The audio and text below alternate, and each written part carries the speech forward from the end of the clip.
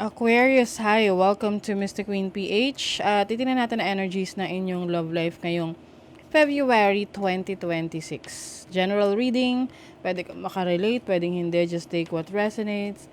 And hindi po ako magme-message sa inyo or magpo-follow sa inyo para mag-offer ng services. Mag-ingat sa mga fake accounts, okay? And also, kung hindi ka interesado sa love life, huwag mo nang panoorin to. At pasensya na kung mauubo ako during the reading. Meron kasi akong ubo. At nagkikendy rin ako ngayon kasi para, may relief sa aking throat at para makapagsalita ako. Okay. So, tinan natin, Aquarius. Unahin natin yung mga single. Ibig sabihin wala kang kakonect. Like, wala at all. Single talaga. What's the energy para sa mga Aquarius ngayong February 2026?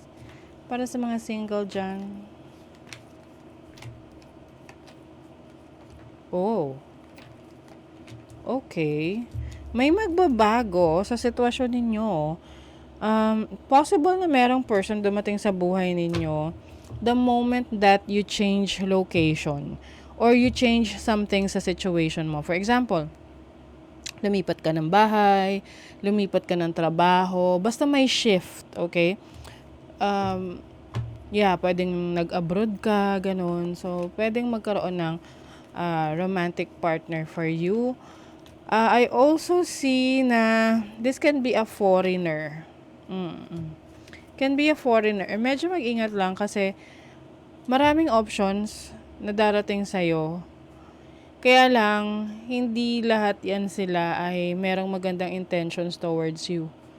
So, kung hindi ka naman nagmamadali, wag mong ipilit na pumasok sa isang relationship para lang masabihan na nasa relationship ka. Oo. Kasi pwedeng, nagmamadali ka, gusto mo na relationship, tapos, eventually, hindi rin naman magwo-work out. Oo. So, if this is about exploration, so pwede ka mag-explore ng trip mo pagdating sa relationship. But, make sure lang na kung seryoso ka talaga, kung seryoso ka, kilalanin mo muna yung person. Pero kung wala kang babaguhin sa sitwasyon mo, ganun pa rin siya. Wala pa rin. Oo, kasi kailangan mo na may magbago. Okay, so tinan natin sa mga in a relationship. How about mga in a relationship na Aquarius? What is the energy sa mga Aquarius?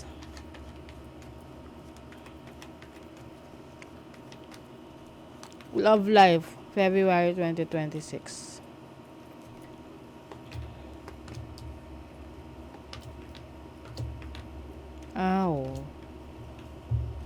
Okay. Yung iba baka nasa third party situation kayo.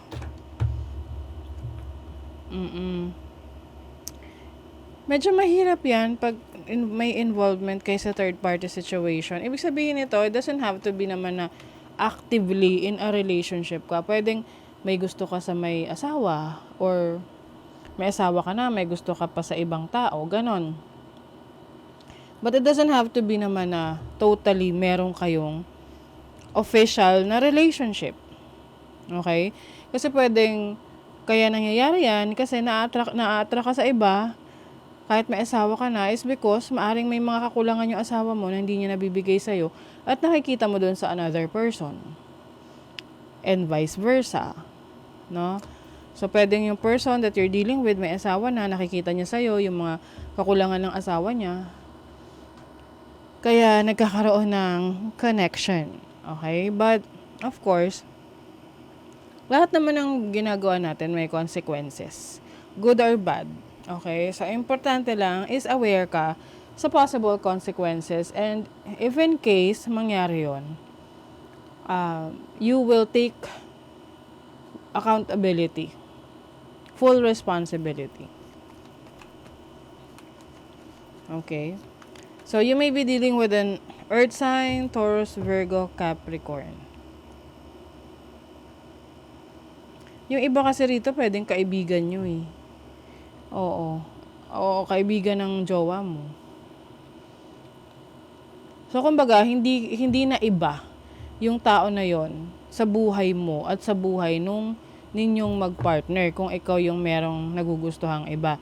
Or, halimbawa, may asawa yung nagkakagusto sa'yo. Hindi ka na iba sa kanila, sa family nila. Like, kilala ka ng asawa niya, ganun. So, medyo kind of complicated. So, kung nagsisimula pa lang to, ay agapan mo na para hindi ka ma-stress. But of course, alam nyo, I don't believe in coincidence eh. Kasi, if it's meant to be, it's meant to be. Kung kailangan may lesson kang matutunan, meron ka talagang pagdadaanan na challenge. Kahit iwasan mo pa. Oh, 'di ba? May pa twin flames.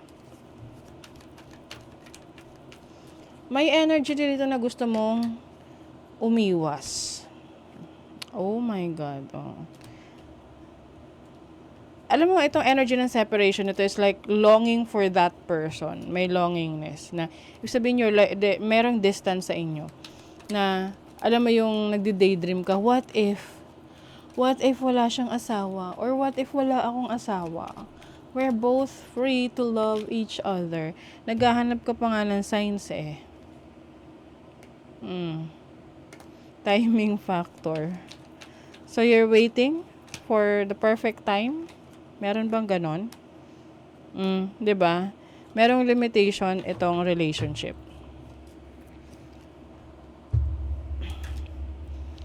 So, ang energy na nakikita natin dito is the relationship of the third person.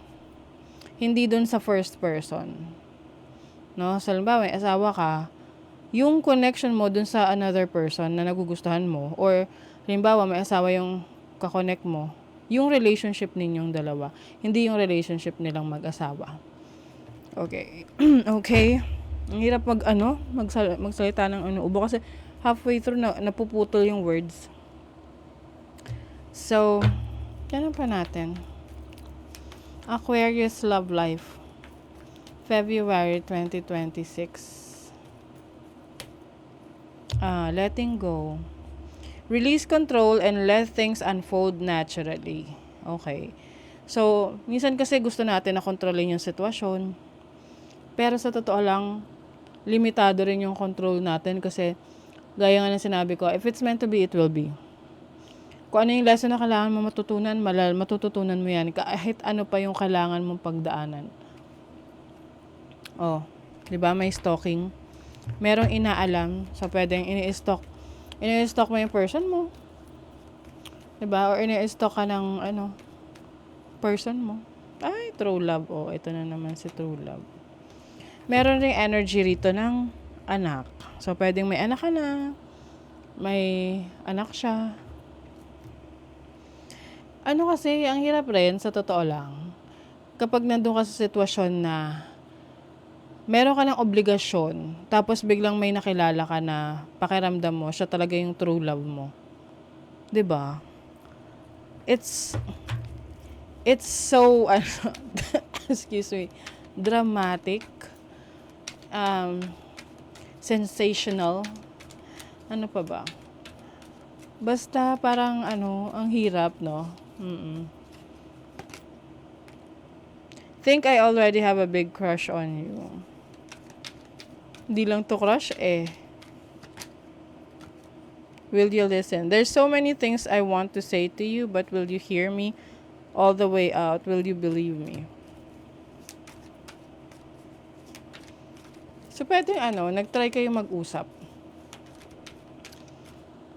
But, siguro yung isa rito, hindi siya ganun ka-open na parang medyo takot siya na mag-take ng risk sa connection na to. I'm trying to make this work, but I feel so lost. I don't know what to do or say anymore. And it's easier to just stay in silence. So, yung iba sa inyo, pwedeng hindi kayo nag-uusap. Nagpapakiramdaman lang kayo. I've been giving you love, devotion, and receive nothing but your criticism and pain. So I feel like someone here wants to stop this connection na parang sige na, tama na, tigil na natin to. Pero yung isa gusto pa sanang ilaban. So kung ikaw to na your person is giving up on you, the other person, eh ano na, kung nag-give up na siya, ano pa ipaglalaban mo? 'Di ba? So, mahirap to, no? Siyempre, hindi magre-resonate para sa lahat. But if you're resonating with this, isipin mo kung saan mas less complicated yung buhay mo. So, that is your reading, Aquarius. Thank you so much. See you again.